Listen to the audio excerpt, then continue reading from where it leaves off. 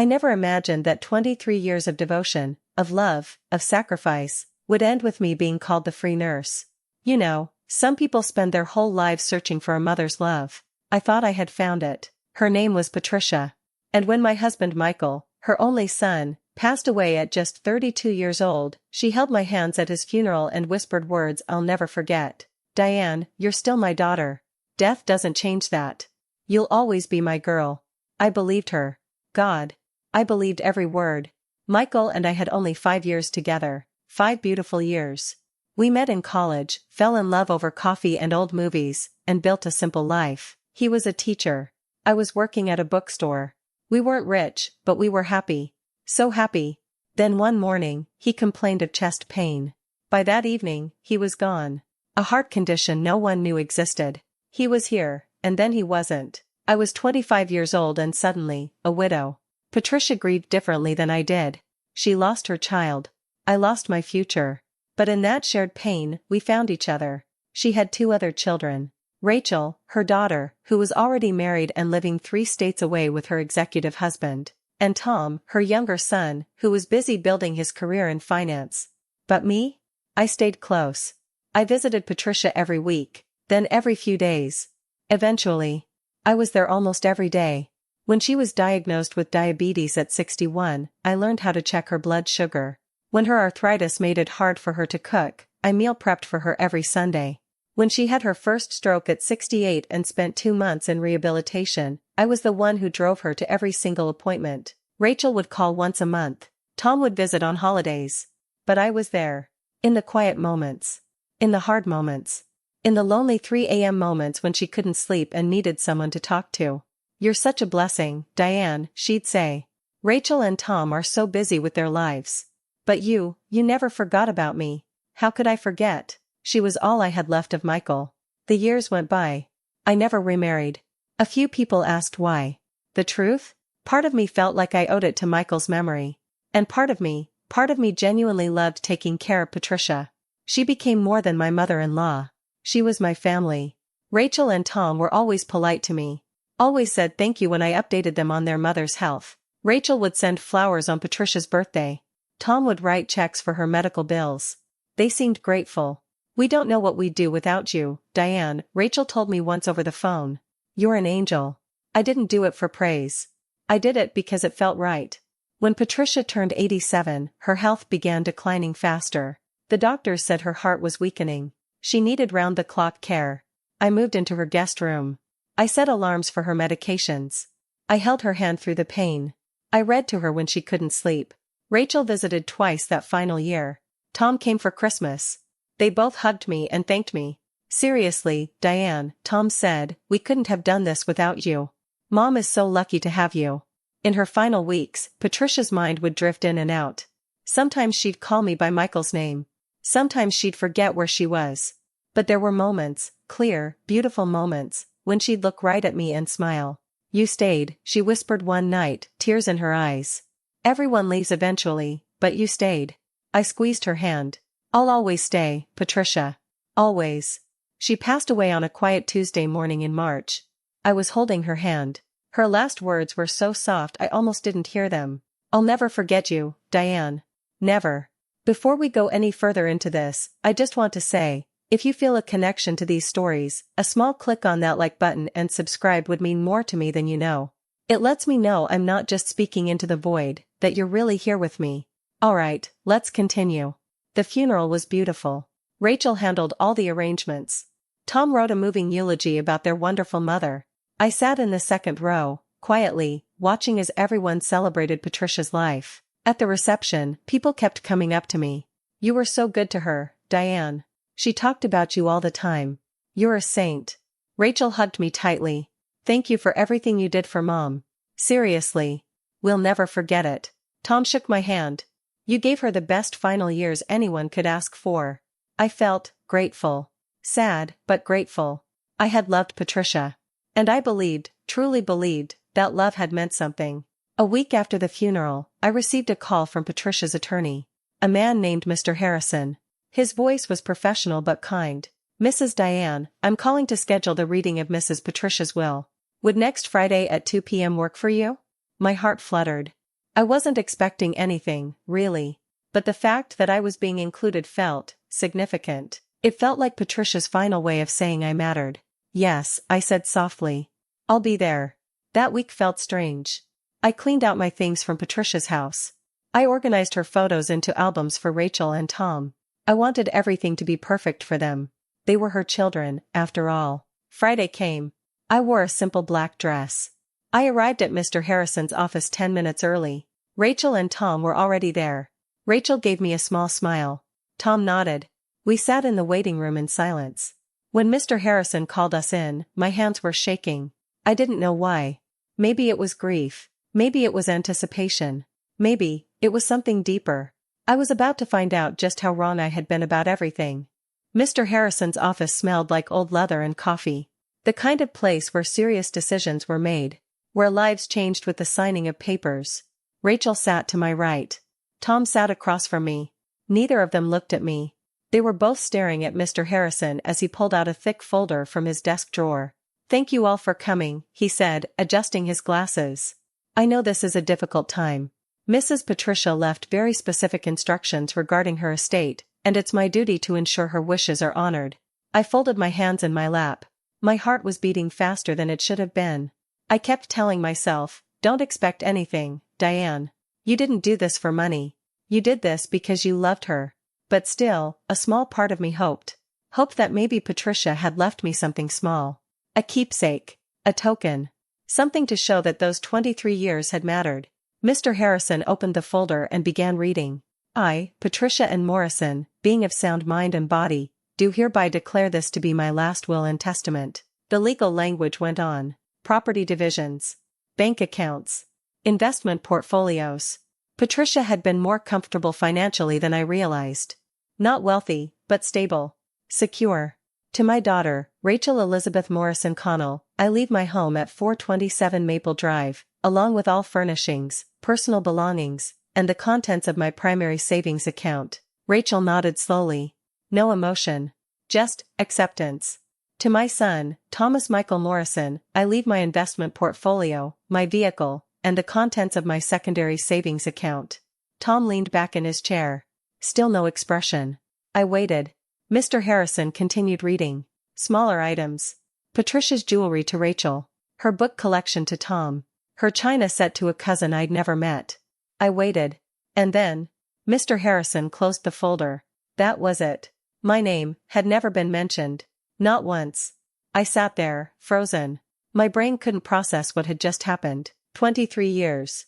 23 years of early mornings and late nights. Of doctor's appointments and medication schedules. Of holding her hand through pain. Of being there when no one else was. And, nothing? I must have misheard. I must have missed something.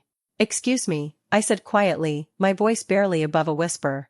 I'm sorry, was there anything else? Mr. Harrison looked at me with kind eyes. Pitying eyes. I'm afraid not, Mrs. Diane. The will was very thorough. Those were Mrs. Patricia's wishes. Rachel shifted in her seat. I turned to look at her, searching her face for something. Surprise? Confusion? Surely she was as shocked as I was. But Rachel's expression was calm. Almost knowing. Rachel? I said softly. Did you know about this? She looked at me for a long moment. Then she sighed. Not a sad sigh. An inconvenienced sigh. Diane, she said slowly, Mom made this will 6 years ago. She discussed it with Tom and me. She wanted to make sure her children were taken care of. Her children. The words hit me like ice water. But I couldn't finish the sentence. What was I going to say? But I took care of her? But I gave up everything? But she called me her daughter? Tom spoke up for the first time. His voice was casual. Too casual. Listen, Diane, we really do appreciate everything you did for Mom. You were helpful. Really helpful. But at the end of the day, family is family. Blood is blood. You understand. Helpful. I had been helpful. 23 years. Reduced to helpful. She told me I was her daughter, I said, my voice cracking. She said I'd always be her girl. Rachel's face softened, but not with compassion. With pity. The kind of pity you give to someone who doesn't understand how the world works. Diane, honey, she said, her tone almost condescending, Mom said a lot of things when she was emotional. She loved you, in her way. But you weren't actually her daughter. You were married to Michael for what, 5 years? That was a long time ago. You moved on with your life. This is just reality. Moved on with my life? I had spent 2 decades caring for their mother while they built careers and raised families and lived their lives. I never moved on, I whispered. I stayed. I was there. And we're grateful, Tom said, standing up and buttoning his jacket. Really? We are. But Mom's estate goes to her actual children. That's just how these things work. Mr. Harrison looked uncomfortable. He started gathering papers, clearly wanting this meeting to end. Rachel stood as well. She walked over to me and put a hand on my shoulder. It felt patronizing. Diane, you're a good person. You did a good thing. But you need to understand, you were Michael's wife. Past tense. Mom loved Michael. And because she loved him, she tolerated. I mean, she appreciated your help. But expecting an inheritance? That's a bit much, don't you think? Tolerated. She almost said tolerated. I couldn't speak. My throat was tight. My chest hurt. Tom was already at the door. We've got a lot to handle now. Estate stuff, paperwork. I'm sure you understand. Rachel followed him. At the doorway, she turned back to me one last time. Take care of yourself, Diane. And again, thank you. For everything. And then they were gone. I sat there in that leather chair in Mr. Harrison's office, staring at nothing. My hands were numb. My mind was blank. Mr. Harrison cleared his throat gently. Mrs. Diane, is there anything I can help you with? I looked up at him. This kind man who had just delivered the worst news of my life. Did she? My voice broke. Did she really make this will 6 years ago? He nodded. Yes. I have the original documents. Signed and notarized. 6 years ago. That was when Patricia had her first major health scare. When I had moved my entire life to be closer to her. When I had promised I'd never leave her side. She made the will, and then let me care for her for 6 more years, knowing I'd get nothing. Thank you, Mr. Harrison, I whispered. I stood on shaking legs and walked toward the door. As I reached for the handle, I heard it, faint. From somewhere down the hallway outside. Laughter. Rachel's voice. Tom's voice. I stepped into the hallway. They were standing by the elevator, heads together, voices low. But not low enough. I can't believe she actually thought. Rachel was saying, barely controlling her giggles. The free nurse, Tom said, grinning. The free nurse actually thought she'd get something. They both burst into laughter. Rachel wiped her eyes. 23 years of free labor. God, Mom was brilliant. She knew exactly what she was doing, Tom agreed. Keep Diane around with kind words and promises, save hundreds of thousands on actual nursing care. Poor Diane, Rachel said, her voice dripping with false sympathy. She really believed all those "you're my daughter" speeches. The elevator dinged. They stepped inside, still laughing. And I stood there in that hallway, invisible, as the doors closed on their smiling faces. I don't remember driving home. I don't remember walking into my small apartment. I don't remember sitting down on my couch. But I remember the moment it all truly hit me. I had been used. For 23 years. I had been used. And they had known.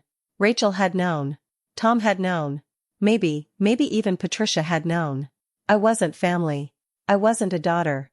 I was convenient. I was free. I was foolish enough to believe that love mattered more than blood. I sat in the darkness of my living room that night, staring at my hands. These hands that had cooked thousands of meals. That had administered countless medications. That had held Patricia's hand as she took her last breath. And for the first time in 23 years, I let myself feel something other than devotion. I let myself feel anger. Because you know what? They were wrong about one thing. I wasn't just a nurse. I wasn't just convenient. I was Michael's wife. Legally. Officially. And whether they liked it or not, that meant something. I stood up. I walked to my bedroom. I opened the closet and pulled down a box I hadn't touched in years. Inside were documents. Marriage certificates. Bank statements. Property records from when Michael and I were married. And as I looked through them, something clicked. Something they had all forgotten. I sat down at my kitchen table with those papers spread out in front of me. And for the first time since that horrible meeting, I smiled. A small smile. A knowing smile. Because I had just remembered something very important. And Rachel and Tom, they had made a terrible mistake. They had underestimated the free nurse. The next morning, I woke up with a clarity I hadn't felt in years. I made coffee. I sat at my kitchen table. And I looked at those documents again. Really looked at them. Marriage certificate. Michael James Morrison and Diane Louise Parker. Married June 14, 1992. Bank statements from our joint account. Property records showing the small condo we'd purchased together in our 3rd year of marriage. And something else. Something I'd completely forgotten about. A life insurance policy. Michael had taken it out when we got married. Standard procedure for a young couple starting out. Nothing huge, $50,000. But here's what mattered. When Michael died, I was 25. Devastated. Drowning in grief. Patricia had handled most of the paperwork. She'd been so helpful. So kind. She'd told me not to worry about the details. Just to focus on healing. I'd signed papers. So many papers. I never read them carefully. I trusted her. Now, looking back with clear eyes, I wondered, what exactly had I signed? I pulled out my laptop. Started searching for estate lawyers in my area. I needed answers. I needed to know if what I was feeling, this growing suspicion, had any merit. But before I could make any calls, my phone rang. Rachel. I stared at her name on the screen. Part of me wanted to let it go to voicemail. But curiosity won. Hello? Diane. Hi. Her voice was bright. Too bright. Fake bright. How are you doing? I wanted to check in after yesterday. I know it was a lot to process. A lot to process. As if I'd just received bad news about a delayed package. I'm fine, I said flatly. Good, good. Listen, Tom and I were talking, and we want to do something nice for you. You know, to show our appreciation for everything you did for Mom. My grip tightened on the phone. We'd like to take you to dinner. Somewhere nice. Our treat. What do you say? Friday night? Dinner. They wanted to take me to dinner. After 23 years of my life, dinner. That's very kind, I said slowly, but I don't think that's necessary. Oh, we insist. Really. It's the least we can do.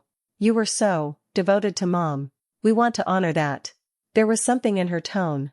Something performative. Like she was reading from a script. Rachel, I said quietly, can I ask you something? Of course. Did your mother ever talk to you about me? I mean really talk about me. About what I meant to her. There was a pause. A brief pause. But I caught it. She mentioned you, yes. She said you were very helpful with her care. Helpful. That word again. Did she ever call me her daughter when she talked to you? Another pause. Longer this time. Diane. Mom was sentimental. Especially toward the end. She said things. Sweet things. But you have to understand, she was our mother. Tom's and mine. You were Michael's widow who stayed close. That's different. I see, I whispered. So, dinner? Friday? I'll think about it, I said. And I hung up. I sat there, staring at my phone. Something was very wrong. The way Rachel was acting. The forced cheerfulness. The insistence on dinner. They were worried about something. I spent the next 3 days doing research.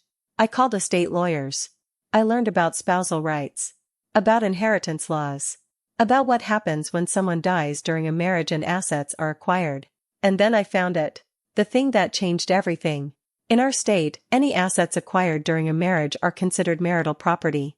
Even if only one name is on the deed. Even if one spouse dies. Michael and Patricia had jointly owned a rental property. A small duplex they'd purchased together as an investment when Michael was 30. Just before he met me. But here's the thing. Michael died while we were married. Which meant, legally, I had a claim to his portion of that property. A property that was now part of Patricia's estate. A property that Rachel and Tom were about to inherit. Unless someone challenged it. I called a lawyer. A woman named Ms. Cheryl Bennett. She specialized in estate disputes. I told her everything. The marriage. The years of care. The will. The missing inheritance. Do you have your marriage certificate? She asked. Yes. Do you have documentation of the property Michael co-owned? I can get it. Then we need to meet. As soon as possible. I met with her that Thursday. Her office was smaller than Mr. Harrison's. But warmer. More real. She reviewed everything I brought. Papers. Photos. Bank statements. Mrs. Diane, she said finally, looking up at me with serious eyes, you have a case. A strong case. Your husband died while you were married to him. Any assets he owned or co-owned at the time of his death should have been addressed. If they weren't, if his portion was simply absorbed into his mother's estate without your consent, that's a problem. My heart was racing. What does that mean? It means we can contest the will. We can argue that you're entitled to your late husband's share of that property.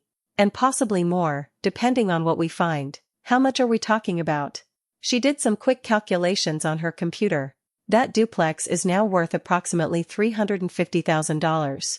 If Michael owned 50%, that's $175,000 that should have gone to you as his widow. I couldn't breathe. $175,000. Money that had been mine all along. Money that Patricia, and possibly Rachel and Tom, had hidden from me. There's something else, Ms. Bennett said, pulling up another document. I did some preliminary research on Patricia's estate. There are some irregularities. What kind of irregularities?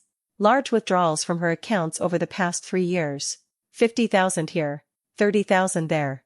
All authorized by someone with power of attorney. My stomach dropped. I didn't have power of attorney, I said quickly. I know. But someone did. She turned her computer screen toward me. There, in black and white, were bank records showing systematic withdrawals from Patricia's accounts. All authorized by Rachel Elizabeth Morrison Connell. How is that possible? I whispered. I was with Patricia almost every day. She never mentioned giving Rachel power of attorney. Perhaps she didn't know, Ms. Bennett said carefully. Or perhaps, she wasn't in a state of mind to fully understand what she was signing. Elder abuse. The words hung in the air between us. What do I do? I asked. Ms. Bennett leaned forward. We file a petition to contest the will. We present evidence of your marital rights to Michael's assets. And we request a full audit of Patricia's finances for the past 5 years. If Rachel was abusing her power of attorney, if she was draining her mother's accounts, that's financial elder abuse. It's illegal. And it would invalidate her claim to the estate. Will they fight back? Oh, they'll fight. But here's the thing, Mrs. Diane. You have something they don't. What's that? The truth. And documentation. And the law on your side. I sat back in my chair. My mind was spinning. For 23 years, I'd been the devoted daughter-in-law. The helper. The caretaker. The one who asked for nothing. But maybe, just maybe, it was time to ask for what was mine. Let's do it, I said quietly. Ms. Bennett smiled. I was hoping you'd say that. Ms. Bennett moved fast. Within 2 days, she'd filed a formal petition to contest Patricia's will. Within a week, we had a court date set for the preliminary hearing. And within 10 days, Rachel called me. Her voice wasn't bright anymore. It wasn't fake cheerful. It was cold. Sharp. What exactly do you think you're doing, Diane? I was sitting in my living room when she called. I'd been expecting this. Preparing for it. I'm protecting my legal rights, I said calmly. Your legal rights? She laughed. A bitter, angry laugh. You have no legal rights to our mother's estate. You were married to Michael for 5 years. 5 years. Over 25 years ago. You think that entitles you to anything? Actually, yes. It does. This is insane. You're being greedy. After everything you what, Rachel? My voice was still calm. Eerily calm. After everything you did? Like draining your mother's bank accounts while I was the one actually taking care of her. Silence. A long, heavy silence. I don't know what you're talking about, she said finally. But her voice had changed. It was defensive now. $50,000 withdrawn in March of 2022. $30,000 in July. $25,000 in November. Should I keep going? Those were legitimate expenses. Mom's medical care was expensive. Then you'll have receipts. Documentation. Proof that every single dollar went to her care and not, let's say, your daughter's college fund. Or that trip to Europe you posted all over social media. I could hear her breathing. Fast, shallow breaths. You have no idea what you're doing, she hissed. You're going to embarrass yourself. Tom and I will fight this. We have lawyers too. Good lawyers. I'm sure you do. I'll see you in court, Rachel. I hung up. My hands were shaking. Not from fear. From adrenaline. From something that felt almost like power.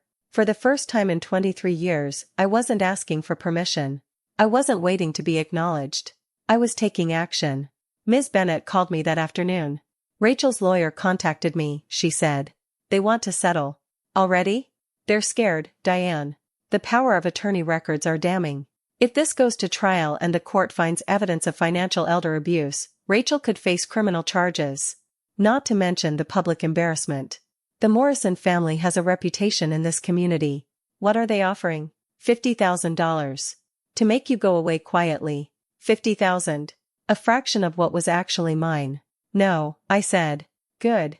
Because I think we can get much more. But I need to ask you something. How far are you willing to take this? I thought about Patricia's last words. I'll never forget you, Diane. Never. But she had forgotten me. Or worse, she'd never really seen me at all. As far as it needs to go, I said. Then we need to dig deeper. I want to examine every financial transaction Patricia made in her last 5 years. I want to see if there are other assets that were hidden or misrepresented. And I need you to think very carefully about your time with Patricia. Were there any moments when she signed documents? Any times when Rachel or Tom were particularly interested in her finances? I closed my eyes, thinking back, and then, I remembered. There was something, I said slowly. About 4 years ago, Patricia had a minor stroke. She was in the hospital for a few days. Rachel flew in. She was very attentive. She brought a briefcase. Said she was helping organize Mom's paperwork. Did you see what she had Patricia sign? No. Rachel asked me to give them privacy. She said it was family business. Family business, Ms. Bennett repeated. And you didn't think that was strange? I paused. I trusted them.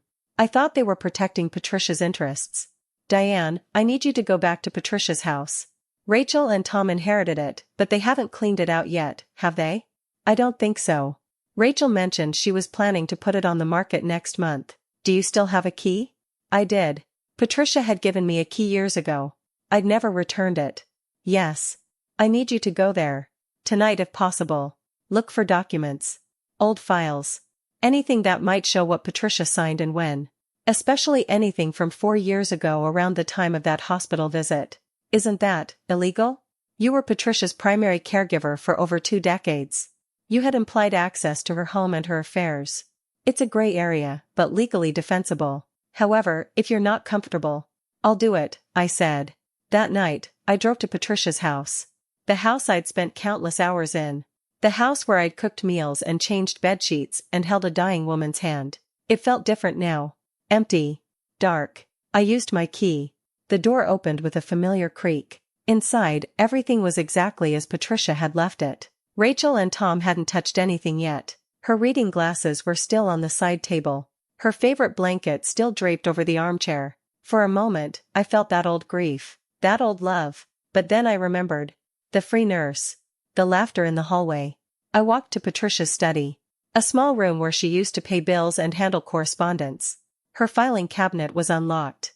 I opened it. Inside were folders. Years and years of documents. Tax returns. Insurance policies. Medical bills. And then, I found it. A folder labeled Estate Planning 2021. I pulled it out. Opened it. Inside was a copy of the will. The one that left me with nothing. But there was something else.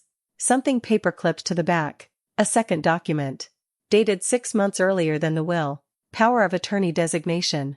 Granting Rachel Elizabeth Morrison Connell full legal authority over Patricia and Morrison's financial affairs. Signed by Patricia. Witnessed by Tom. My hand started shaking. Patricia had signed this 6 months before the will. Right after that stroke. When she was vulnerable. Confused. And Rachel had wasted no time.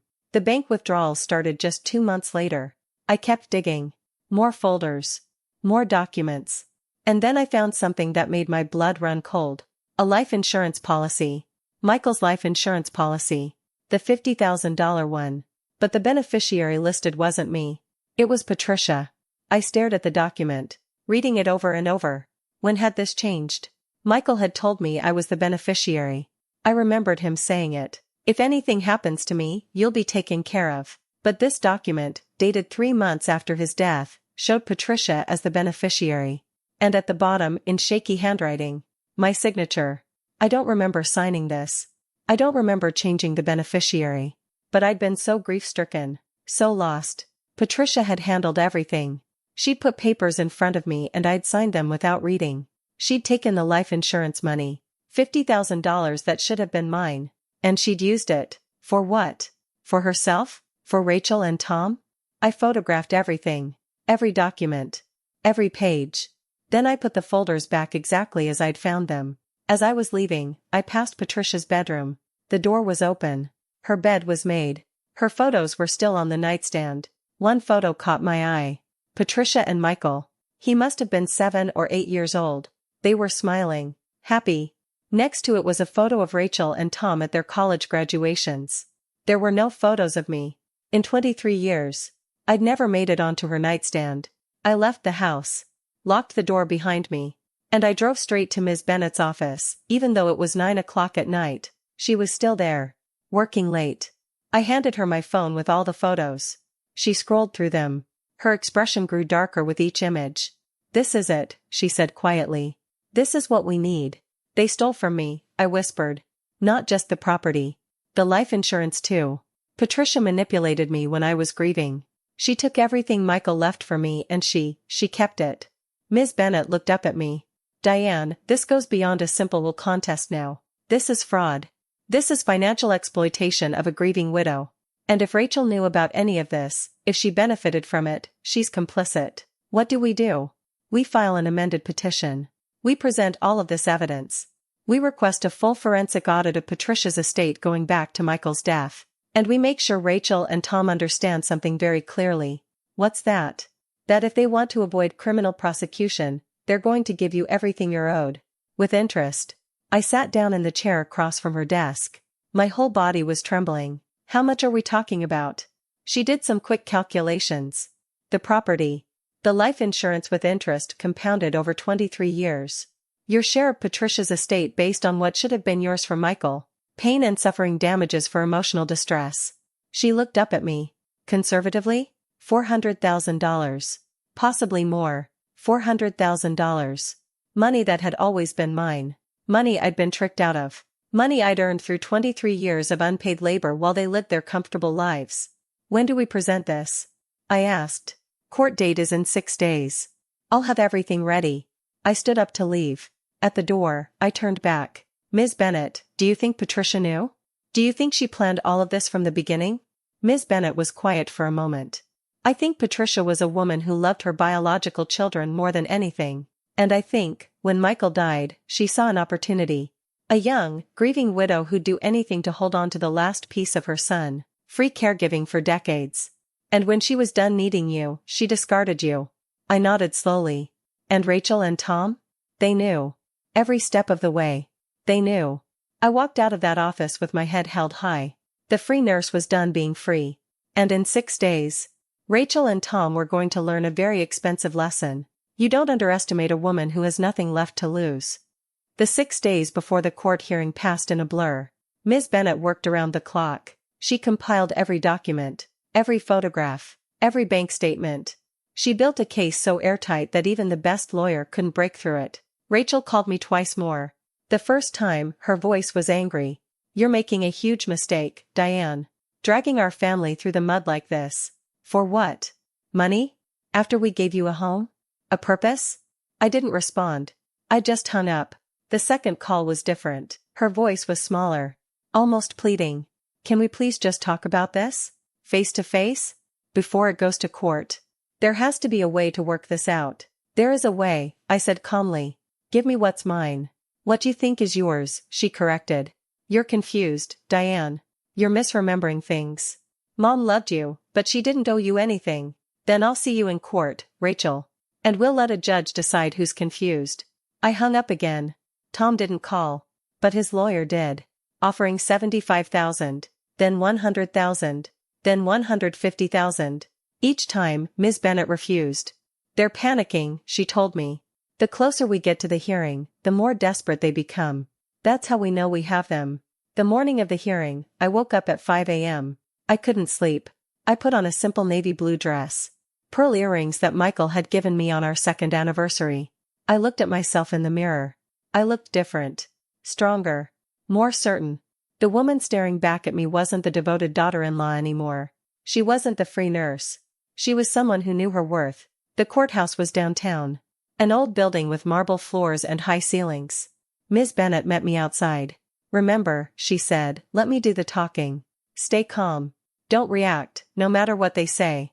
I nodded. We walked into the courtroom. Rachel and Tom were already there with their lawyer. A man in an expensive suit with silver hair and cold eyes. Rachel looked at me. For a moment, our eyes met. She looked away first. The judge entered. An older woman with kind eyes and a no-nonsense demeanor. Judge Margaret Chin. We're here today regarding the estate of Patricia and Morrison, she began. Mrs. Diane Morrison has filed a petition to contest the will and claim assets she believes were wrongfully withheld. Let's proceed. Rachel and Tom's lawyer went first. His argument was simple. Diane was a former daughter-in-law.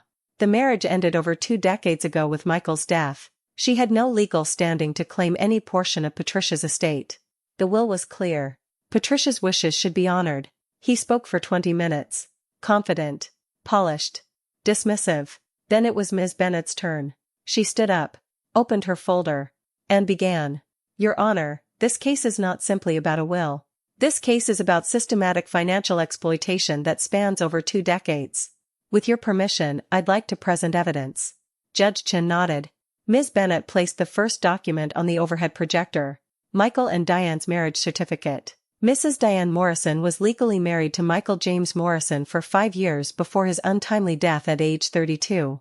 During their marriage, Michael co-owned a rental property with his mother, Patricia.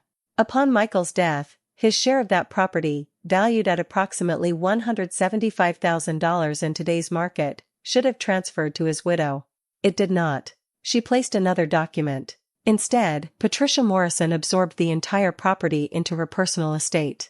Mrs. Diane, grieving and trusting, was never informed of her legal right to claim her husband's portion. Rachel's lawyer stood up. Your Honor, this is a matter that should have been addressed 23 years ago. The statute of limitations has not expired, Ms. Bennett interrupted smoothly, because Mrs. Diane only recently discovered this information. She was deliberately kept in the dark. Which brings me to my next piece of evidence. She placed the life insurance policy on the projector. Michael Morrison had a $50,000 life insurance policy. The original beneficiary was his wife, Diane. However, 3 months after his death, the beneficiary was changed to Patricia Morrison. Here is the document showing that change. And here is Mrs. Diane's signature. Judge Chin leaned forward, studying the document. Mrs. Diane, the judge said, did you knowingly change this beneficiary designation? I stood up. No, Your Honor. I was in deep grief. Patricia told me she was handling Michael's paperwork. She put documents in front of me and I signed them without reading. I trusted her. I didn't know what I was signing. This constitutes fraud, Ms. Bennett said. Exploitation of a grieving widow for financial gain. Rachel's lawyer was on his feet again. Your Honor, this is speculation. My clients had no knowledge of. Your clients had full knowledge, Ms. Bennett said sharply. She placed the next set of documents on the projector. Bank statements. Showing the withdrawals. $135,000 over 3 years. Rachel Morrison Connell was granted power of attorney over her mother's finances 4 years ago. Immediately following that designation, large sums began disappearing from Patricia's accounts. $50,000, $30,000, $25,000. Mrs. Diane, who was providing full-time care for Patricia during this period, was never informed of these transactions. Judge Chen's expression hardened. Ms. Morrison Connell, did you have power of attorney over your mother? Rachel stood up. Her face was pale. Yes, Your Honor. But those withdrawals were for her care. Do you have receipts? Documentation showing how those funds were spent on Patricia's medical needs? Silence. Rachel looked at her lawyer. He looked at his papers. We can provide some documentation, Your Honor, but... Some? Judge Chen's voice was sharp. You withdrew $135,000 from an elderly woman's accounts and you have some documentation? Ms. Bennett stepped forward. Your Honor, we have evidence suggesting those funds were used for personal expenses.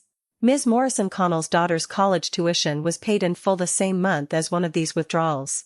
A family vacation to Italy coincided with another. She placed photographs on the projector. Social media posts. Rachel and her family in Rome. Smiling. Carefree. Posted just 2 weeks after a $30,000 withdrawal from Patricia's account. The courtroom was silent. Judge Chin removed her glasses. Cleaned them slowly. Put them back on. This is deeply troubling, she said quietly. Ms. Morrison Connell, you do understand that financial exploitation of an elderly person is not only grounds for civil action but also criminal prosecution? Rachel's hands were shaking. Your Honor, I didn't mean, my mother wanted to help with my daughter's education. She told me. Did she tell you in writing? Do you have documentation of her consent to these specific withdrawals? No, but. Then you have a serious problem, Ms. Morrison Connell. Rachel sat down. She was crying now. Quiet, desperate tears. Tom looked like he wanted to disappear. Ms. Bennett wasn't finished. Your Honor, there's one more thing. Mrs. Diane provided full-time care for Patricia Morrison for 23 years. She sacrificed her own career, her own opportunities, her own life to care for a woman who promised her she was family. Conservative estimates put the value of that care at approximately $15,000 per year. Over 23 years, that's $345,000 in unpaid labor. Objection. Rachel's lawyer was practically shouting now. That's absurd. Mrs. Diane chose to provide that care. No one forced her. No one forced her, Ms. Bennett agreed. But Patricia Morrison and her children certainly encouraged her. They made promises. They used emotional manipulation to secure free caregiving while hiding assets and draining accounts. This isn't about forcing anyone to do anything. This is about unjust enrichment and fraudulent inducement. Judge Chen held up her hand. I've heard enough. Here's what's going to happen. I'm ordering a full forensic audit of Patricia Morrison's estate going back 25 years. I want every transaction examined. Every asset accounted for. And Ms. Morrison Connell, I'm freezing all disbursements from the estate pending the results of this audit. Rachel gasped. Your Honor, please. Furthermore, the judge continued, I'm referring this case to the district attorney's office for review of potential elder abuse charges. If the audit reveals what I suspect it will reveal, criminal charges may follow. Tom stood up, his face red. This is insane. Our mother left us her estate. That was her choice. You can't just. Mr. Morrison, sit down. Your mother's estate was built in part on assets that rightfully belonged to Mrs. Diane. Your mother committed fraud. You and your sister benefited from that fraud. And from what I'm seeing here, you may have actively participated in it. Judge Chen turned to me. Mrs. Diane, I want you to know that this court takes financial exploitation very seriously. Especially when it involves vulnerable individuals, whether that's an elderly woman with declining health or a young widow in grief. You were victimized. Multiple times. And this court will ensure you receive justice. She banged her gavel. We'll reconvene in 60 days after the forensic audit is complete. Until then, the estate remains frozen.